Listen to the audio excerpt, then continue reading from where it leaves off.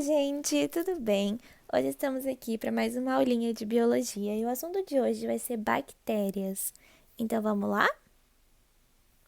Vamos começar primeiro pelas características gerais. Então, elas são seres unicelulares e procariontes, como a gente já viu na aula de células. Ela é o único grupo que está presente nas células procariontes. E com isso, por ela ser unicelular, a gente consegue ver toda a célula dela, todas as organelas, e é uma só. Pertencem ao reino Monera e possuem respiração aeróbica ou anaeróbica. Uma que precisa do oxigênio e a outra que não precisa. Isso a gente vai ver daqui a pouco. Podem ser heterotróficas ou autotróficas. Então, ela pode fazer o seu próprio alimento ou ela tem que precisar pegar esses nutrientes por meio da alimentação, que ela vai encontrar no mundo afora, ela não vai produzir. Elas vão se reproduzir também e podem ser parasitas, e aí, sendo parasita, ela vai causar doença ao organismo hospedeiro, vai causar malefícios a esse hospedeiro. E elas são combatidas com antibióticos.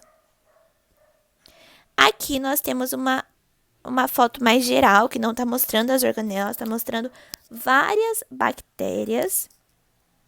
E aqui nós temos um desenho mais específico, mostrando cada organela. Então, tem o DNA, tem esse flagelo, que é essa cauda. Nós temos os ribossomos, as paredes celulares. E se você está em dúvida do que cada um faz, então eu te aconselho a ir assistir a nossa primeira aula de biologia, que é sobre células aqui do canal. Lá a gente fala sobre cada uma dessas organelas. Então, as bactérias, elas podem ser de vários formatos. Elas podem ser dos formatos dos cocos. Então, ela pode ser uma bactéria coco, que são várias bolinhas, é esse daqui. Várias bolinhas. Elas podem ser os diplococos, então elas são organizadas de duas bolinhas em duas bolinhas. A bactéria flagelada, que ela está apresentando, olha, esse monte de tipo de cabelinhos, são flagelinhos chamados.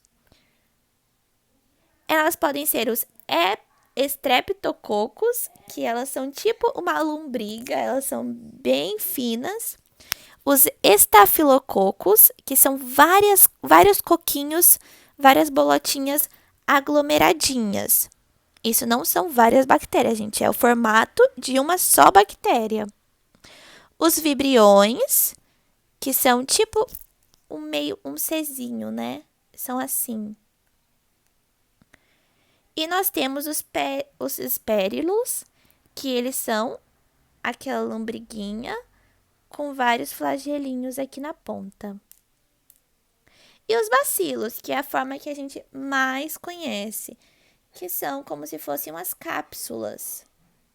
São as bactérias em formato de bacilos ou de bastão. Nós temos então as respirações das bactérias, que elas podem ser aeróbicas, que são quando elas vão respirar o oxigênio, e podem também ser anaeróbica, quando ela não precisa do oxigênio. Então, ela pode ser anaeróbica facultativa. O que seria a anaeróbica facultativa? Que na ausência do oxigênio, se ela está num meio que não tem o oxigênio, ela vai conseguir realizar a fermentação. E quando tem o oxigênio, ela pode optar por fazer a fermentação ou respirar o oxigênio. E nós temos também as anaeróbicas obrigatória, que é o caso da bactéria do tétano. Quando ela está em contato com o oxigênio, ela morre. Então, é por isso que muitas vezes, quando a gente está com algum machucado, alguma coisa, as pessoas jogam aquele líquido branco, conhecido como... Esqueci o nome, gente. Mas então, eles jogam aquele líquido branco que vai produzir bolhas de oxigênio, e nessas bolhas de oxigênio vai fazer com que essas bactérias do tétano morram, entendeu? É basicamente isso. Nós temos a nutrição, que podem ser as bactérias heterotróficas, que vão produzir. São as bactérias heterotróficas que não produzem o seu próprio alimento. Ela vai ter que pegar por meio da sua alimentação, por meio do que ela encontra na natureza, que podem ser aquelas bactérias que agridem os seres vivos, as bactérias parasitas. Elas podem ser por meio de absorção, então elas absorvem os nutrientes dos organismos, do meio ambiente, ou podem ser as bactérias por meio da decomposição. O que seriam essa bactéria por meio da decomposição? Ela pega aquela matéria orgânica e inorgânica que já está no seu estágio final, já morreu o ser vivo, e ela vai decompor essa matéria. Então, é isso que a bactéria vai fazer. As bactérias autotróficas, elas vão produzir o seu próprio alimento. Então, elas podem ser fotossintesantes, que vão realizar a fotossíntese, ou podem ser também quimiosintesantes. Aqui eu coloquei até um post-it falando que as bactérias podem ser simbiontes também. Elas estão alojadas nos seres vivos, mas não fazem mal para o ser vivo. O que acontece? É o que acontece nos casos dos bois. A bactéria está alojada no estômago do boi, e aí o boi vai comendo as folhas e a bactéria vai dissolvendo essa celulose, e isso ela está fazendo uma ajuda para o boi, e ela vai liberando aminoácidos que são muito importantes para o boi quando ela vai comendo a celulose. Então ela não está fazendo mal para o boi, porque ela não está comendo nada dele, ela está comendo a celulose que a gente não, o organismo do boi, o organismo do mamífero não consegue absorver a celulose. Então ela está comendo a celulose e está liberando aminoácido para o boi. O caso da quimiosintetesante é que acontece assim: as bactérias são os únicos organismos que conseguem realizar a quimiossíntese, que é pegar, na ausência de luz solar, porque lembra que a fotossíntese ela precisa da luz solar. A quimiossíntese, quando não tem luz solar, ela vai utilizar energia química para produzir. Aí ela vai pegar essa energia da decomposição dos compostos para gerar uma energia química para ela poder usar na célula. Então, é só na ausência de luz solar. Então, lembrem-se, a bactéria é o único ser vivo que pode fazer a quimiossíntese. Nós temos também a reprodução, porque eles são seres vivos, elas vão se reproduzir. Ela pode ser por divisão binária, quando uma bactéria se divide em outras duas iguais. Então, ó, vai ser tipo a divisão celular, gente. Vai ser assim. Uma bactéria vai meio que se dividir em duas e vai formar duas bactérias iguais com o mesmo material genético da primeira. O mesmo vai estar em todas. Nós temos também a conjugação, que vai causar a variabilidade genética. O que seria a conjugação? É quando duas bactérias vão ficar pertinhos uma da outra. E aí, com ela ficando pertinho, ó, vai ser assim: uma bactéria vai conhecer outra, e aí as duas vão ficar uma bem juntinha da outra. Essa aqui tem o material genético vermelho e a outra tem o material genético azul. Quando as duas ficaram pertinhas uma da outra, o que vai acontecer? Elas vão passar esse material genético uma para cada uma. Elas vão fazer a troca de material genético. Então, uma vai ficar com o vermelho, a outra também vai ficar com o vermelho, uma vai ficar com o azul e a outra vai ficar com o azul. Então, elas vão se trocar material genético entre si e vão fazer a variabilidade genética. Isso vai ser a conjugação. Conseguiram entender? A transdução vai ser quando o vírus passa o DNA de uma bactéria para outra. Lembra que a gente viu no caso dos vírus, os vírus bacteriófagos, que eles vão atingir as bactérias? Então, o que acontece nessa transdução? O vírus que comeu a bactéria, que se apossou dela, que está lá colocando os viruzinhos para fabricar dentro da bactéria, o que vai acontecer? Ele ainda vai sobrar um pouquinho de DNA dessa bactéria de antes, que era a bactéria de antigamente.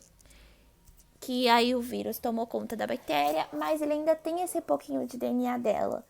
E aí ele terminou de reproduzir nessa bactéria, ele vai passar para outra bactéria. Mas o DNA da bactéria de antes ainda tá lá junto, entendeu?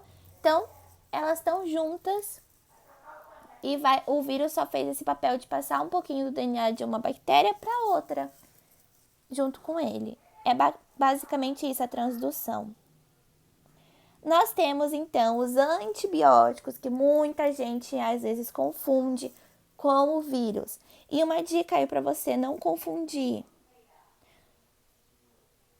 O antibiótico, antivida.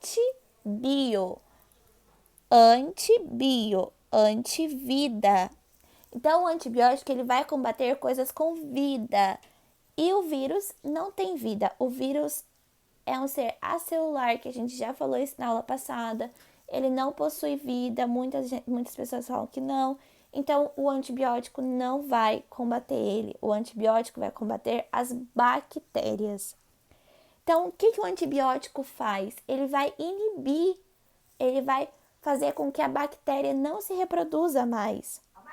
E com isso, ela não vai conseguir compartilhar a vida, não vai conseguir fazer outras e vai acabar morrendo. É uma substância química que vai inibir a multiplicação. Ele inibe também a síntese da parede celular. Então, ele quebra essa parede celular da bactéria, fazendo com que ela morra. É isso que o antibiótico faz. Nós temos também a técnica de coloração Gram. O que ela faz? É para saber se o antibiótico vai ser eficaz ou não. Então, eles pegam uma bactéria e vão colocar umas colorações, uns corantes na bactéria. Eles fazem várias etapas, mas a principal é colocar o corante. E aí, nós temos a Gram positiva, que é quando absorve a coloração do corante. E aí, vai fazer o quê? Vai conseguir perceber que a parede é fina. Se a bactéria adquiriu esse corante do meio, então quer dizer que a parede celular dela é fina. E com isso, o antibiótico vai conseguir combater essa parede celular, vai conseguir destruir ela e vai conseguir fazer a sua função. Quando a Gram é negativa, o que acontece? É quando eles colocaram o corante e viram que não tá conseguindo pegar tanto a coloração. Então, quer dizer que a parede celular dessa bactéria, desse outro tipo de bactéria, é mais grossa, fazendo então com que, se eles forem colocar o antibiótico, ele vai ter que ser um antibiótico mais forte, ou se for esse antibiótico mesmo, ele não vai ser tão eficaz, porque ele não vai conseguir adentrar nessa parede grossa e não vai conseguir destruí-la e nem vai conseguir fazer o seu papel. Aqui nós temos algumas doenças, algumas bacterioses. Se vocês quiserem, vocês podem comentar aqui que eu faço um vídeo explicando como eu fiz as doenças virais, explicando cada uma um pouquinho, uma coisa mais geral. Mas aqui eu vou falar o nome de algumas que são muito conhecidas. Então, nós temos a tuberculose, que ela é pega por meio da saliva, do ar. Nós temos a lepra, que foi, teve um grande surto dessa bactéria antigamente. Nós temos a difteria, que é uma bactéria que vai atacar o seu estômago, que vai causar diarreia. Nós temos o tétano, que é pego por objetos oxidados. Nós temos a sífilis, que são por meio de infecções sexualmente transmissíveis, as ISTs. Nós temos a meningite, que é por meio da saliva, do ar, a pneumonia, a hanseníase, a cólera e a leptospirose, que é por meio da urina do rato. Lembra que a gente tem aqui nessa lista o tétano, que foi o que a gente falou antes sobre ele ser uma bactéria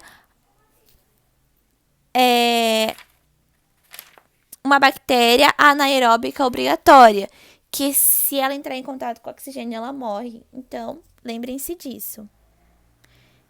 E o vídeo foi esse sobre bactérias. Qualquer dúvida, vocês podem deixar aqui nos comentários que eu vou estar respondendo. E é isso, eu convido vocês a seguir a gente lá no Instagram, que lá a gente posta coisas super legais. E é isso, gente, até o próximo vídeo. Se vocês quiserem um vídeo sobre doenças das bactérias,